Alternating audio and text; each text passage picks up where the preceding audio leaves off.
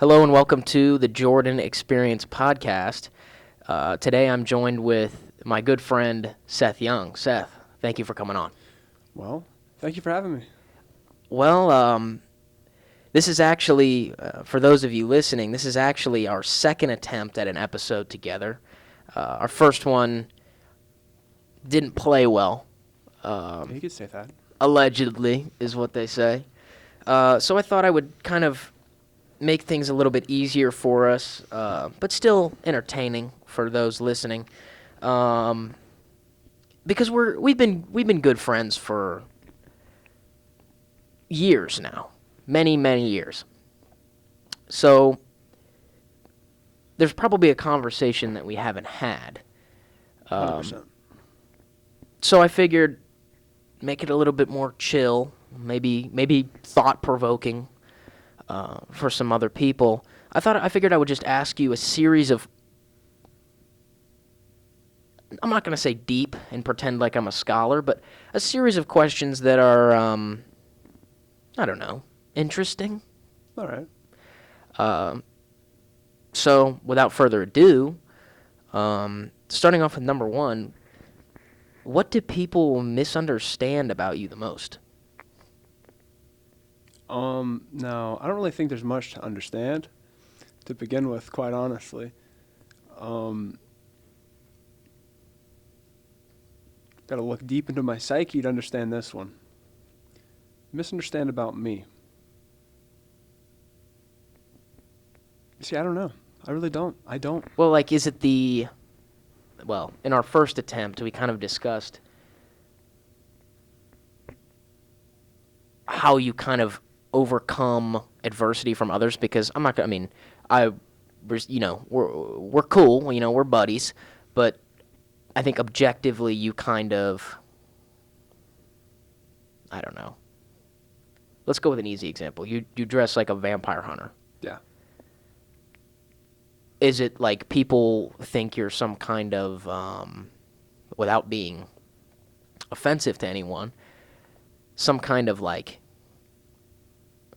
emo, in air quotes? I think if people want to think of me that way, I think that's fine. They can do what they want. Again, my idea is that I know who I am pretty much. So anyone that doesn't know me and they don't care to know me and they want to have these, I don't know, vague ideas of who I am, they can have that. That's fine. Because you kind of get like a, well, not you specifically, but, there's always like stereotypes about people who dress this specific way or like these sorts of things. So you don't really, that's just not, it doesn't really happen in your life, or?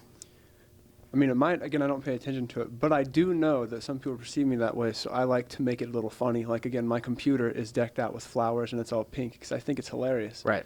It's just that kind of changing of narrative, something you wouldn't expect. So you're kind of just picking it up and throwing it back out. Yeah. Okay. Moving on to number two, what's your favorite childhood memory? How can I do this? Can this get dark or? Well, I think I know what you're gonna go for, and I'm gonna say no. Okay, fair Say enough. skip on that one. All right. Well, let's just say when I was in kindergarten, this isn't anything to do. I was playing tag, and this kid ran into me with his glasses, and it split my part of my eye open, like my above my eye. Jeez. That was pretty fun. That was my favorite one. That's your favorite childhood memory? That's my favorite Not like one. a birthday party or vacation or. Okay. There was this time where it was completely random, off the cuff. My mom came home with this Darth Vader Lego set. It was like his Starfighter. That was pretty cool. That's my favorite childhood memory. You must. It was just random. That's a crazy childhood. Right. It's pretty entertaining stuff you got going on there. Yeah, we're ignoring the other parts. Right. For the sake of brevity here, I guess. What about your biggest failure, or like you couldn't, achieve, or? Probably becoming friends with you. Oh, comedian here. Yeah. Nice. I try. Thanks. No, but seriously, that is a tough one. Because I don't think I've tried a lot of things to really innately fail. Mm-hmm. overall. What about something you've had to overcome? Not like, um, not necessarily failing, but failing over a period of time, but continuing to get back up and eventually overcome whatever issue you're having. I'm gonna have to say I'm overcoming myself in the way I used to be in like, let's say you knew me in the 8th and 7th grade, where I was a bit of a strange one, you could say. Yes. And I think overcoming that is something I'm relatively proud of. Kind of getting away from Yeah, that getting sort that of environment. Pseudo maturing a bit. Fair enough. I mean, I don't think you can. I don't think you should insult yourself too much because there's middle school's a weird place. It is. I mean, people do weird things, but I would agree with that. I mean, I think because we were kind of in the same zone in middle school. I mean, I don't think it's like the most difficult thing that I've ever overcome, but Yeah. it's kind of, I'm proud of it because I look back and it's like, thank God I'm not that kid anymore. Right. Like if I was myself and I go back to like 8th grade and look at like, what we were up to, it's wow. But yeah, that's one way of putting it. completely agree with you. What about the most influential people in your life, if any? So, that one's actually another hard one, because I haven't thought about that too Who much. means the most to you? Probably my sister. Yeah. Yeah, I think she influenced me in a good way, because when I was young, my dad got locked up for a little bit, and my mom had to work a lot.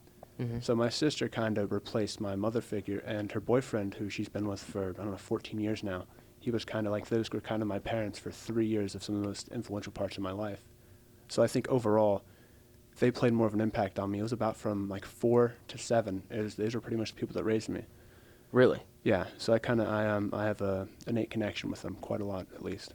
So, I mean, those are some pretty big years developmentally wise. Mm-hmm. So, is there anything in specific that she did for you, or was it kind of just like in general she was just being that figure? I really enjoyed how she stepped up, and she played her role very well. Are you still close with her today? Oh, yes. And how old is she? She is 28 now, I think. Okay. I had one on here, but I mean, let's go for it. If you don't have one, we'll just move on. Funniest story. I mean, obviously, it's kind of hard to think off the top of your head because most of the things we've done have not been funny at all. But maybe a situation or some sort of Okay, this ain't exactly hijink. This ain't exactly funny, but I find it very fascinating. So there was this. Okay. This is a good when I was younger. I was probably around 8, or I'd say 8. There were these 2 kids that were about 3 years older than me, and they wanted to like sway me into smoking in the woods. I'm an 8-year-old, by the way. That is insane. Yeah. And I was like, no, I don't want to do that. Right. So I didn't do that, and they ended up burning down half the forest.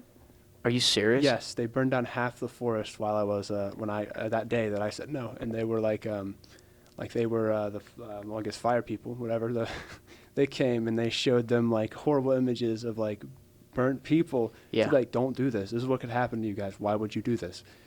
And I thought that was really strange. I decided to say no for some reason. Did they get hurt? I don't know. I never really talked to them after that. So they just burned down half the forest and ran away. Well, no, they got caught. Well, they Yeah. ran away from the fire and got caught. Mm-hmm.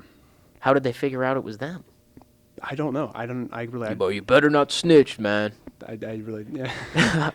Um, I wasn't involved, but no, it wasn't me.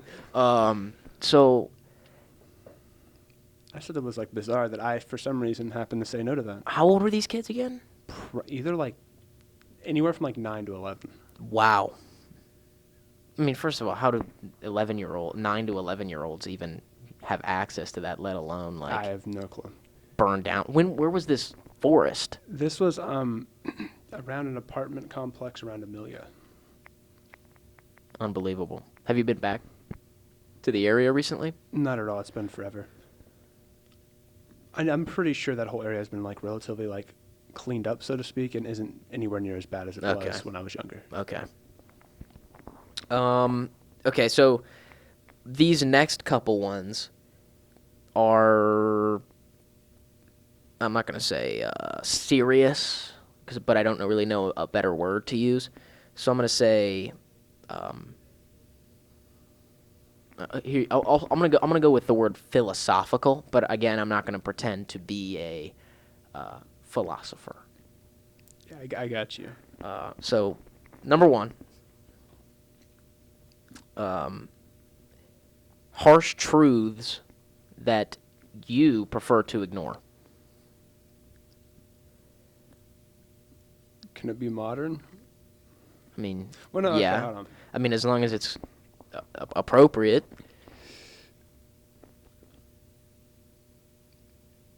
The fact that there's a handful of people and power that have control over my life and the lives of the people I care for, I think that is something I innately try to ignore, and I try to pretend like I'm in control, when in reality I probably am not.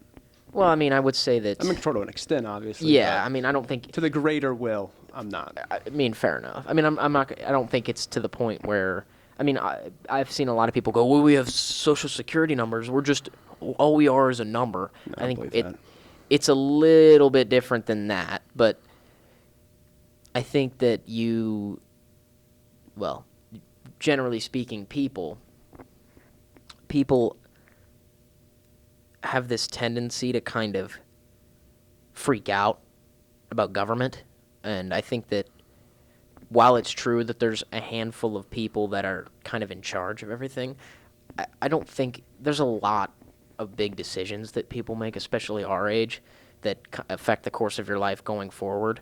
And I think that I mean, it is true, but I don't think people should be I don't know, so brought down by it. I'm not exactly scared by it. It's just something that I don't really think about. I mean, But fair it's enough. there. It's not a good thought. Mm-hmm. I mean, the one that I have written down is, not everybody likes you, Yeah, that's actually another good one. and that's fine. Like Yes. you don't need to be liked by strangers. I mean, obviously, people, it doesn't feel good, even if it's a complete stranger, and they just hate your guts, or somebody in your class or something that just doesn't like you. Obviously, that's not a fun experience. What did I do? Why do you not like me? Just, you don't need to be loved by strangers. 100%. Moving forward, is it important to you to be remembered after death? Follow-up, if so, what kind of legacy do you want to leave behind? That's a good question. I like that one. So overall, no. I don't think that matters too much to me. And if my name's forgotten, that happens. That's just how it works. But as long as I leave an impact on the ones around me before I die, I think I'd be happy. 'Cause I don't really care if I'm remembered by 1,000 or 1,000,000 people. That doesn't really. So you're not in it for the glory and gold. You just, I mean, what do you want out of life? I mean, the very next one I have is, where do you find meaning in your life? So is it family? Is it? It's human connection and bonds. The bonds that I make and form are the only really things that keep me going. That is why reason to live, I think. So Human connection really is. That's it, really. I I mean, think that's the meaning for most people, I feel. And I think if you can't pin it down, I think that's what it should be. So do you want to? I mean, to establish said human connection, do you want to start a family? I mean, you're 17. Mm-hmm. I mean, obviously you're Pretty far off, I decade feel. early there, Yeah, but right. do you want to start a family? I mean, what do you see yourself doing I wouldn't be in against the that. future? But I don't. By human connection, I really just mean friends, family, everything like that, and that all forms into the same thing. So you don't. I mean, you're not interested in being remembered. You just want to leave something behind For you the know, yeah, for a the memories like a or tight knit something. group of people. Maybe I'm forgotten in the next 2 generations. I don't know about my great grandkids. Yeah. May I even have kids? I don't But blame you at that's all. That's a very, rational thing to say because I think if you ask most people, well, I'm not going to say most. I'm going to say if you asked a chunk of people if they want to be remembered after death, they would, of course. Who wouldn't? Because they don't. I think a lot of people have this subconscious fear of being forgotten, and again, I think that's one of those hard truths. Like you're gonna be forgotten, and I think that people kind of just you have to accept that at I some mean, do you point. remember Benjamin Cornwall? Who? Exactly. You could just put any two names together and go, Exactly. Yeah. "Do you remember James Weatherfield?" I do. Nice, dude. All right. But I don't know. It's. Maybe our opinions will change on this in the future, but That's true. I As they think tend that- to do. Because I think if you asked me this question 3 years sooner, I probably would have said I want to be remembered. yeah, because I think your hierarchy of, things that are important in your life changes many, many times. So we're running out of time, but I think I'm going to try and squeeze in one more. Which one would you rather have a response to? If you could start a country from scratch, what would it be like? Or what scientific breakthrough would have the biggest impact on society or humanity, if you will? Okay. I think the scientific breakthrough one is a bit easier to answer. Okay. I think starting a country is going to be quite lengthy. Yeah, you would be. So I think either on. like I basic one like immortality, but I really think it would be proper, and this one's actually coming up. I feel proper and affordable virtual reality that actually functions. You don't Like, think you can literally like feel what you feel in like the other world? I feel like that would actually destroy humanity, like just systematically. I think that would be a very impactful invention, but very negatively. really? I feel like I don't know. So biggest impact, but in the negative sense of the 100%. word. If I could literally just experience some of the things I've experienced, like for example in a video game, and I feel it and I feel everything like that, why would I leave? Yeah. Why would Then we could get into It's a just the dangerous perfect form road of of escapism. There's no reason to. There's no it's reason to go back. dystopian. It is. Have you ever seen or read the book or seen the movie Ready Player One? No, but I know that's kind of like. One of That's the what it plots reminds me of. Yeah. These people plug into this video game and are playing around and searching and trying to figure out this puzzle. And when they take off the headphones, it's, I'm not going to say wasteland, but Pretty close. that's I've that's seen not it, yeah. what life is supposed to be. But we are just about out of time. The D-lunch bell is about to ring, so I would love to have you back on. I think, obviously this was just asking a couple of questions, maybe a little bit more thought-provoking, but would love to have you back on. Maybe we do a part 2. Maybe we start a little Seth Talks series. Mini-series? Yeah, we bring you on, do a little, it's like a side quest, side character type of thing. I'd be into it. We'll work out the details, but a little bit of entertainment here today. Thank you for coming on. Always appreciate talking to you. But that's all I have. So thank you for listening, and have a wonderful day.